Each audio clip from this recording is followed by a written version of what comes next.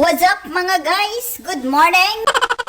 For today's video, back to farm life na naman ang manding nyo. Pero super late upload na po ito mga guys kasi noong bakasyon ko pa ito. Bali, ikukwento ko lang naman sa inyo kung saan kami pumunta at kung ano ang ginawa namin dito. Kaya plastar kayo at makinig dahil sisimulan ko na.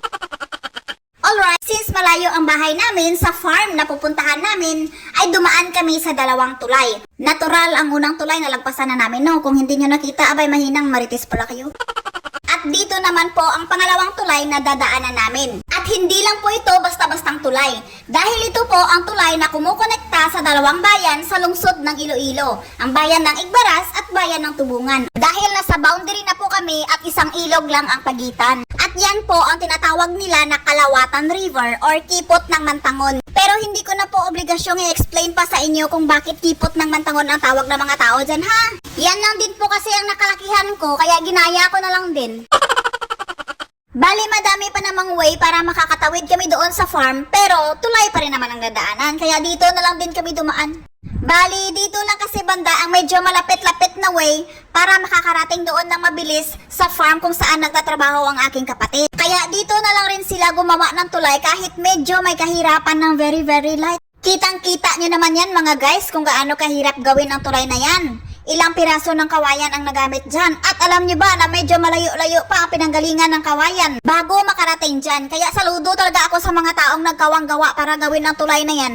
Pero klaruhin nyo lang talaga ang mga stepping nyo kapag dumadaan kayo dyan, lalo na kapag medyo nakainom kayo kasi baka sumaliding po ang inyong mga batiis. Sa pagkataas pa naman yan, hinihingal na nga ako na hindi pa ako nakainom bago umakyat dyan. Pero ang totoo niyan guys, 20 years ago, parang sisiyo lang sa akin yan. Na kahit 10 beses mo pa ako pabalik-balikin dyan sa isang araw, walang problema sa akin yan. Yung 20 years ago, parang nakita ko yung sarili ko sa mga batang kasama ko ngayon, na patakbo-takbo pa paakyat, tapos tatawanan pa yung mga nahuli doon sa baba. Parang nakakagilty na rin na nakita mo na sarili mo ngayon, na ikaw na rin yung tinatawanan nila ngayon. Yung parang history repeat itself, nakakakonsensya. Alright guys, kilala niyo ba ang tanim na ito? Ito ang tinatawag naming lampuyang. Karay dialect po namin ang word na lampuyang. Hindi ko alam kung ano ang tawag nito sa Tagalog, pero kinakain namin yan. Sinasahog po namin yan sa labong at gulayin. Hindi naman sa pagmamayabang mga guys, pero survival foods po namin sila sa panahong tagutom. Kasama na rin itong mga prutas na to. At dyan po ako proud sa pagiging farm girl kasi marami po kaming mga damo-damo na mahagilap sa paligid-ligid kapag sa panahon ng tagutom. Hindi naman ako nagmamayabang mga guys. Nagsasabi lang naman ako ng totoo. Baka kasi may magsabi dyan na ba ang yabang-yabang ni Manding ah. Alright, o diba kakadakdak ko ang bilis tayo makarating dito sa farm nila no? Yes, hindi po kayo nagkamali. Hindi po amin ang farm na ito. Pinapasaka lang ito sa kapatid ko. Dati kasi, tsuhin ko ang nagsasaka dito. Pero sad to say, nawala na po yung tsuhin ko na mayapa na po siya sa heaven. At hindi ko po alam ang buong istorya kung bakit kapatid ko na po ang nagsasaka dyan. Pero, super thankful ako sa may-ari nito dahil malaking pabor po ito sa kanila. Malawak kasi ang farm na ito. Pero, hindi lahat ng nakikita nyo dyan, isa lang ang may-ari, ha? Bali, ang kubo po na yan ay gawa po yan siya ng tsuhin ko bago siya mamayapa. Pero, hindi ko alam kung sino ang may-ari nitong kalabaw. Guys, tingnan nyo yung may araw na tinuturo ko. Ngayon ko lang na-realize na bahay ko na po pala yan. Diba amazing? Makikita ko pala ang galaw nila kahit nasa bahay lang ako. At pwede ko rin silang masigawan kapag sinumpong yung kahunghangan ko. Yung kung titignan mo lang ay parang napakalapit. Pero kung lakarin, Diyos ko Lord, ayoko na lang talaga mag-talk. Paano ka pa naman ba magkapagsalita kung sobrang pagod ka na, hinihingal ka pa? Kaya tamang pahinga lang pagdating dito. Hindi mo na sila makausap. Hindi ko alam kung pagod nga ba sila or kagaya ng kapatid kong pogi na to pero takot sa kamera. Galit pa yan kay binudyuhan ko daw siya. Di po kasi sila sanay sa kamera, Your Honor. Pinapunta niya po kasi kami dito para pagtanimin ng mani. Pero pagdating namin, parang nakalahati na ata nila pagtaniman kaya alam niyo na. Sobrang bilis talaga ng pangyayari.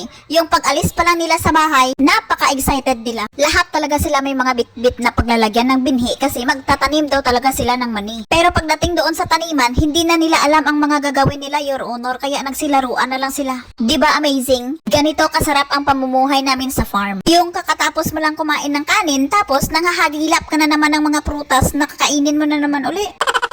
Kaya tayong mga henerasyon ngayon, pasalamat talaga tayo sa mga ninuno nating mga masisipag magtanim ng mga puno noong unang panahon. Literal talaga ang kasabihan na kapag masipag si lolo ay may aanihin ang apo. Kaya sa mga feeling pogi dyan, kung may mga farmland din naman kayo, gumalaw-galaw na din kayo para may pasalamatan din sa inyo yung mga apo niyo balang araw. Salamat nga din pala sa nagtanim ng santol na ito, ano? Kung sino ka mang nilalang, good job.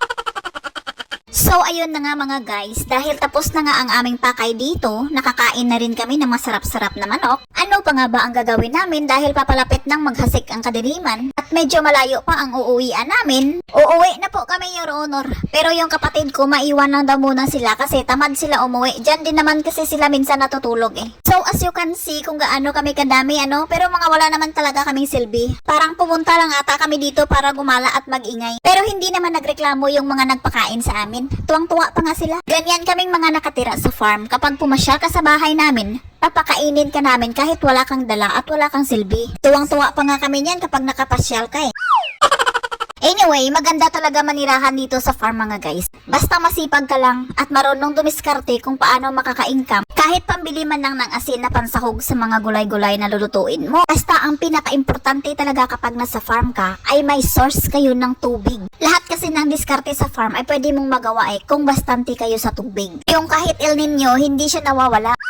Alright mga guys, fast forward, nakauwi na kami and dumaan muna kami dito sa ilog, malapit lang sa aming bahay. Dito po sa ilog na ito, natutong lumangoy ang mga bata doon sa barangay namin at sa mga karatig barangay na mahilig pumunta dito. Lalo na yung mga bata na mahilig mag-iskapo sa kanilang mga magulang kapag pinapatulog sila sa tanghali.